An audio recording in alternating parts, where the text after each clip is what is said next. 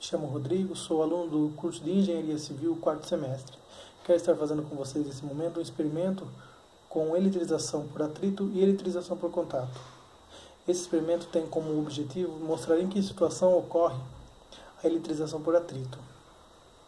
Quando eu aproximo um corpo, nesse caso vou estar utilizando uma régua, um pedaço de papel e um pêndulo com um pedaço de papel alumínio. Quando eu aproximo a régua na situação neutra a esse papel alumínio, nada ocorre. Por que nada ocorre? Porque nesse momento os dois corpos se encontram neutros, sem nenhuma carga elétrica. Mas no momento em que eu fazer esse atrito entre esse pedaço de papel e a régua, nesse momento ocorre uma transferência de carga e a régua que se encontrava sem nenhuma carga, ela recebe uma carga elétrica.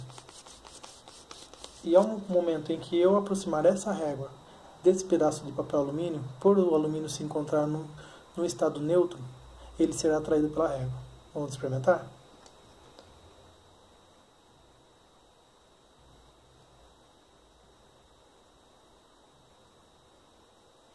É isso.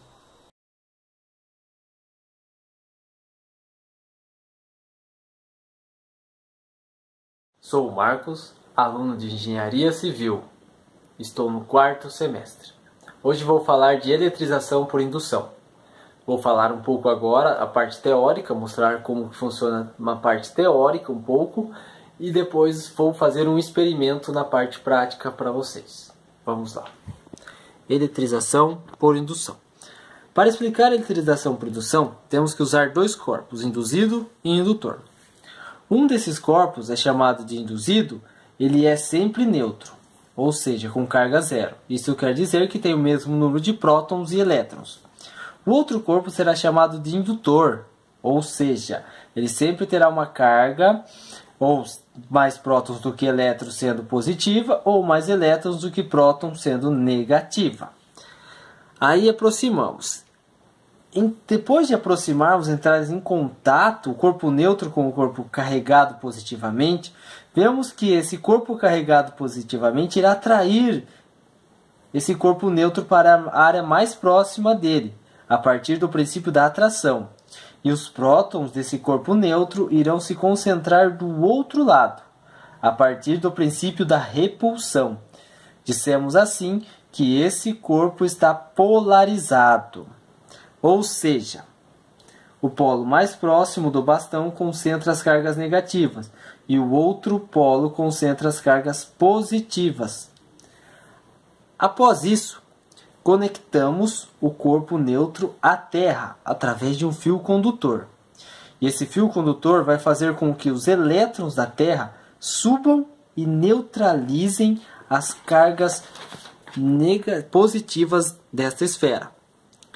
Assim, esses elétrons da Terra que estão subindo também serão atraídos pelo corpo de carga positiva, ou seja, como esse corpo neutro recebeu mais elétrons que veio da Terra, esse corpo não é mais neutro, agora ele passa a ser um corpo de carga negativa, pois tem mais elétrons do que prótons.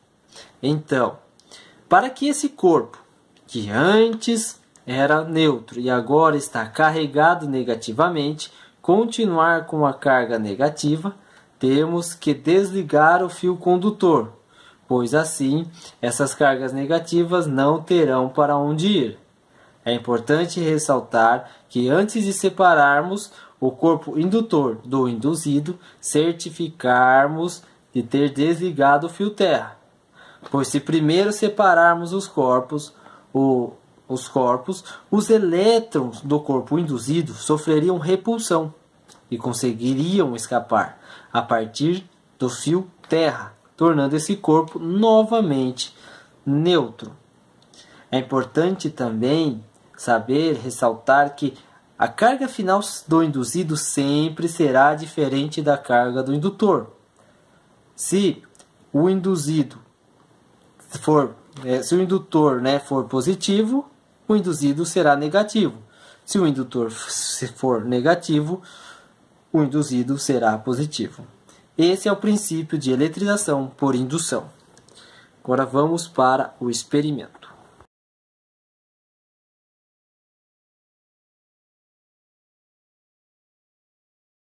Bom, eu sou o Marcos, aluno de Engenharia Civil, estou no 4º semestre.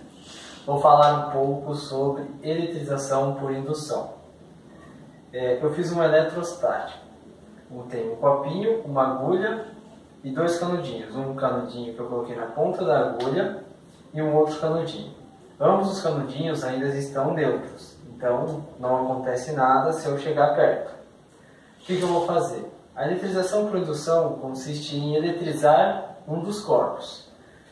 Então, com o papel, fazendo atrito, ou eletrizar este canudinho aqui.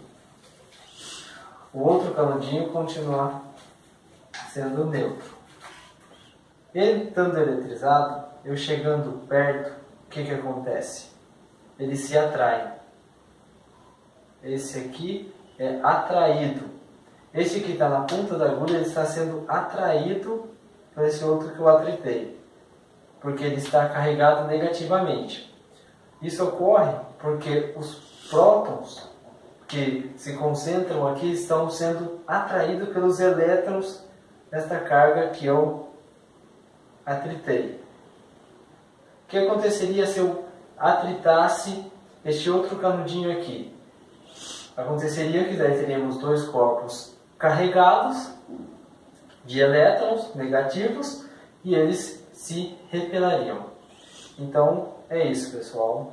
Isso é eletrização por indução. Valeu!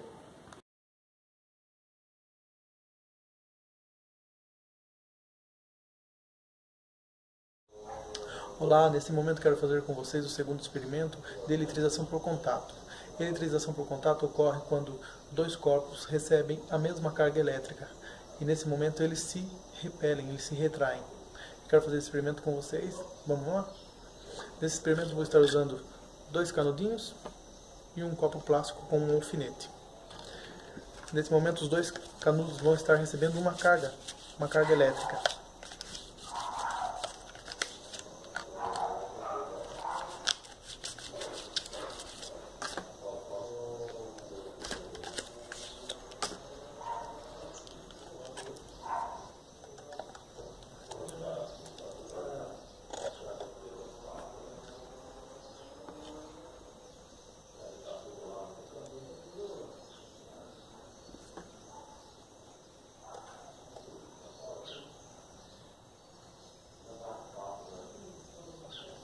Bom, é isso. Eletrização por contato funciona dessa forma. Eles são repelidos por eles terem a mesma carga elétrica.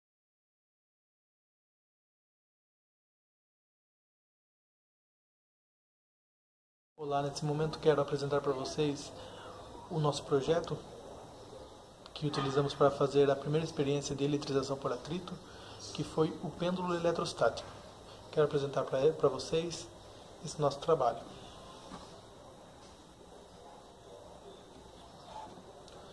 Bom, quero estar passando para vocês os itens que utilizamos para fazer esse pêndulo.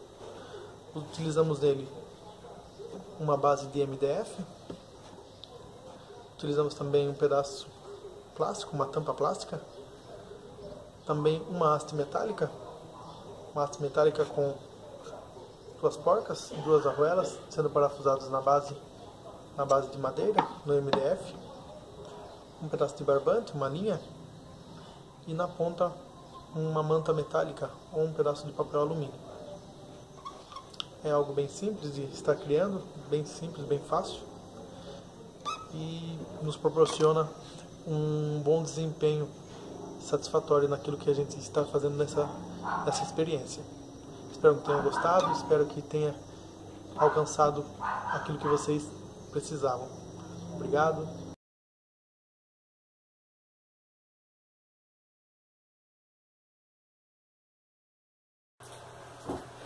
Olá, meu nome é William, faço engenharia mecânica, estou no 4º semestre. Hoje vim apresentar aqui a bobina de Tesla e a gaiola de Faraday. Primeiramente, começar com a bobina de Tesla. Vamos lá. Temos aqui uma réplica que foi produzida por Nikola Tesla, um físico croata de ascendência sérvia, no ano de 1899. A intenção de Nikola era transmitir energia elétrica sem a utilização de fios. A corrente é baixa, mas a tensão em compensação é de aproximadamente 100 mil volts. Com essa tensão elevada, é possível romper a dificuldade que o ar tem para conduzir eletricidade, denominada rigidez de elétrica do ar. Na verdade, isso aqui é basicamente um transformador. Na bobina primária, vai percorrer nela uma corrente que vai gerar um campo magnético variável. Esse campo magnético vai induzir uma corrente na bobina secundária, que tem aqui 200 espiras. O que Nicholas produziu gerava 12 milhões de volts em uma descarga de aproximadamente 38 metros. Bom, o que eu utilizei aqui, os materiais que eu utilizei para fazer a bobina, foi essa placa de madeira MDF, cano PVC 20 cm, fio para a bobina primária 6 espiras, pode ser fio de 4 mm, fio para bobinas secundária, aproximadamente 30 metros, é o AWG 30 ou 25, um reator de lâmpada fluorescente e um playback. E aqui eu usei um botão de start. Vamos lá.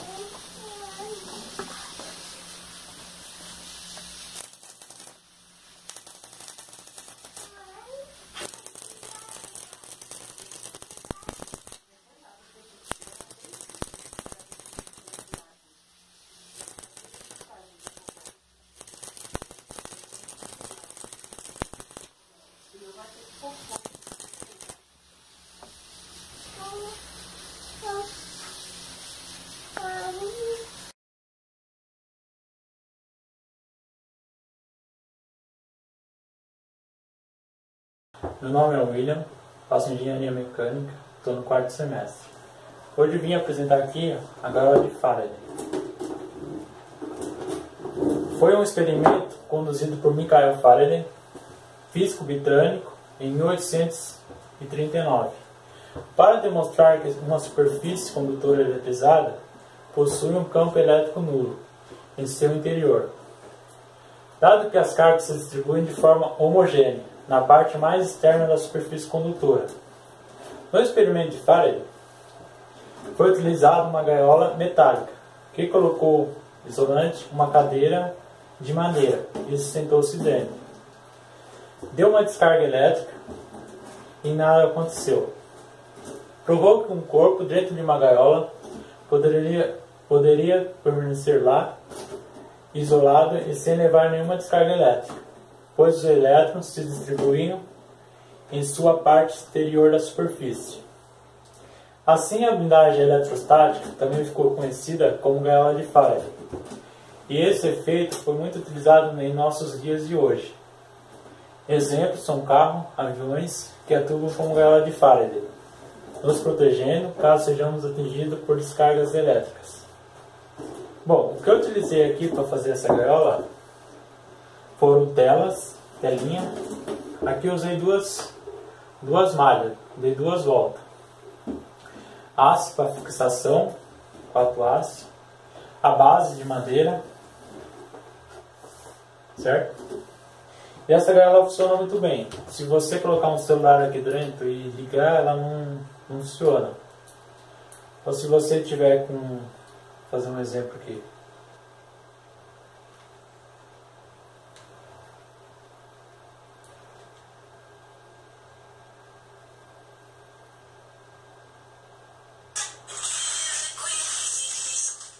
Um celular, antena.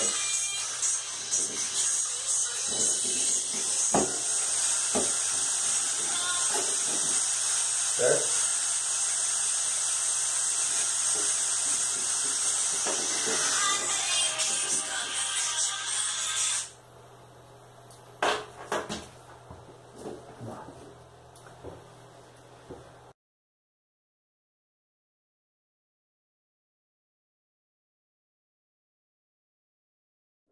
Olá, meu nome é Antônio Carlos, sou estudante de Engenharia Civil da Faculdade Anhanguera, Sorocaba. Estou cursando o 4º semestre. Meu trabalho será sobre o item 7 da situação problema número 4. Vou começar falando sobre a placa-mãe que a gente selecionou para esse trabalho. Uma placa-mãe já de um PC antigo, que tem vários componentes, e vamos detalhar eles junto com o nosso desenho técnico, ok? Vou falar agora um pouco sobre o manuseio dessa placa. Se tivermos um manuseio incorreto dessa placa, vamos ter danos sérios com esses componentes. Estarei falando também um pouco sobre os EPIs necessários para esse manuseio. Como sabemos, os computadores são compostos de circuitos eletrônicos que exigem cuidado ao serem tocados. Principalmente porque o nosso corpo produz eletricidade estática. E essa eletricidade estática, ela se cria através de atritos com objetos similares. E é justamente esse tipo de condução de energia que compromete as peças do nosso PC. Existe um choque, porém nosso corpo não é capaz de senti-lo porque ele é muito rápido. Mas para isso temos algumas precauções que devemos fazê-las, né? Uma delas é a utilização dos EPIs e a descarga estática. A descarga estática ela é feita através de objetos metálicos que não podem ser pintados. Pode ser qualquer tipo de peça, uma janela, um gabinete, e ela deve ser tocada a cada 15 minutos com as 2 mãos. Fazendo isso a gente já interrompe esses choques, ok? E como que a gente deve proteger os nossos circuitos? A principal forma é a forma correta de manusear a placa-mãe. Eu vou dar alguns detalhes agora de como manusear da forma correta. Então você vai pegar a placa sempre pelas laterais, pegando ela pelas laterais e não nas faces dos componentes. Então essa aqui seria a forma correta, a forma incorreta seria sempre nas faces. Isso é que danifica as nossas placas. Ok? Então, eu vou falar dos EPIs agora. Os EPIs basicamente é composto de um kit que se tem a manta, ela é dobrável, é posta sobre a mesa, existe um jaleco e existe uma pulseira antiestática. Tudo isso é feito através de um cabo que tem um aterramento. Com tudo isso, evita-se também esses choques, ok? Vou começar falando também agora do nosso desenho técnico. Nosso desenho técnico foi aplicado através dessa placa-mãe. foi solicitado uma réplica dessa placa, onde a gente aplicou no desenho mecânico. Então eu vou mostrar aqui o nosso desenho, foi feito numa folha 4, vou chegar mais próximo para vocês conseguirem identificar. Aqui estão os componentes, a legenda. Então o desenho técnico tem por finalidade a representação de forma e dimensão, qual que é a posição dos objetos. E ele é feito da mais forma para deixar mais próximo ao real. E ele se começou em meados dos anos 1800 por Gaspar Monge, onde surgiu a necessidade de uma comunicação internacional. Gaspar Monge foi um matemático francês que viu essa necessidade. Então, em meados da Revolução Industrial, houve essa necessidade, né? Então, por isso foi criado o desenho técnico. Contudo, foi sendo normatizado. Essa normatização ocorreu através de termos, de folha, de caligrafia, de escala, de cotas, de tolerâncias. E os materiais que a gente faz o desenho técnico é baseado sempre em papel, lapiseira, borracha, régua, esquadro, escalímetro, compasso, transferidor, entre outros, ok?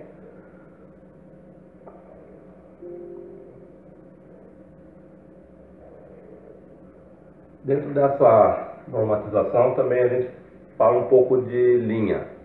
Então existem os tipos de linha para se determinar cada traço. Existem os tipos de linhas de contorno, linha de corte, linhas não visíveis, linha de centro. Isso tudo é envolvido no nosso desenho técnico. O nosso desenho técnico, como vocês viram aqui, ele foi feito através de perspectiva isométrica. Então, existem alguns diedros, que vai do 1 ao quarto, que nada mais são do que projeções de vistas. São pontos de vistas diferentes. Então, se a gente analisar esse desenho técnico novamente, você vai ver que ele está em perspectiva. É um tipo de vista, de um diedro. Essa perspectiva é constituída em 5 fases. A primeira fase dela é construir uma linha de eixo entre as paredes, ok? Aí devemos construir as vistas frontais, traçar as linhas das paredes de eixo e completar as arestas faltantes. E logo após, para finalizar, apagar as linhas de eixo, ok? Então foi desenhada aqui a réplica da placa-mãe, com os seus componentes, que é o conector do teclado, porta-mouse, porta-monitor, conector USB, encaixe de PCI, BIOS RAM, chipset, os slots, os bancos de memórias. Então, a gente está chegando aqui já na parte final do nosso trabalho, onde foi apresentado a placa-mãe, o desenho técnico, e a gente falou um pouco de eletricidade estática, tá ok? Espero que tenham gostado e obrigado.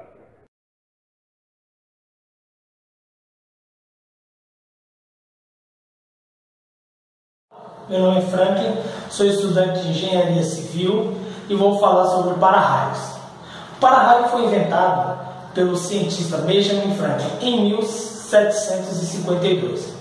Para o seu desenvolvimento, Franklin realizou uma perigosa experiência com uma pipa num dia de tempestade, onde ele colocou uma chave ligada a um cordel na tentativa de provar que os raios eram descargas elétricas. O princípio do para-raio é o da indução eletrostática. É quando uma nuvem se aproxima do para-raio e induz a carga de sinal contrária no solo. Devido ao poder das pontas e o maior acúmulo de carga, criará um campo elétrico na atmosfera maior do que outros objetos ao seu redor. Logo, fica muito mais provável que a capacidade dielétrica do ar seja superada exatamente na direção do para-raio. Ao atingir, toda a energia da descarga elétrica será dissipada pelo aterramento. O para-raio de Franklin ele é composto por um terminal aéreo ligado a um mastro, condutores de descida, sempre utilizando espaçadores, que levam ao terminal de aterramento, e condutores de ligação equipotencial. Podemos chamar de SPDA, que seria Sistema de Proteção contra Descarga Atmosférica. Ela é normatizada pela NBR 5419, que descreve as regras, como se deve instalar, como proceder na instalação e o que deve e o que não pode. Os para-raios, ele não atrai os raios, apenas oferece o caminho mais fácil para chegar ao solo. Os para-raios são instalados sempre em locais mais altos, pois os raios tendem a atingir o ponto mais alto de uma área. A função do para-raio é proteger toda a estrutura, casas, edifícios, prédios, galpões. O para-raio de Franklin, eu tenho um exemplo aqui numa imagem. Quando acontece a tempestade, esse captor e acontece um raio, esse captor recebe esse raio que desce pelos condutores, vai até o aterramento. Assim ele dissipa na terra. Nesta outra imagem, eu tenho outra coisa aqui nos captores aqui. Ele protege sempre com um ângulo. Então, quanto mais alto você tiver o captor, maior será a proteção que ele terá.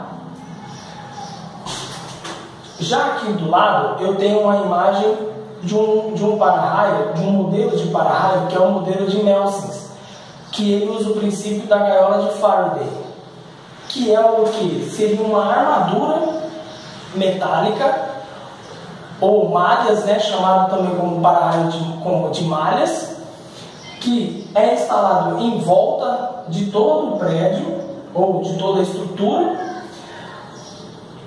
com vários captores. Quando recebe uma descarga, ele automaticamente iguala toda a carga e isso se dissipa na terra.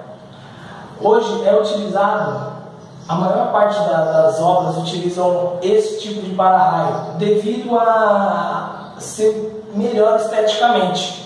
Também um dos melhores esteticamente.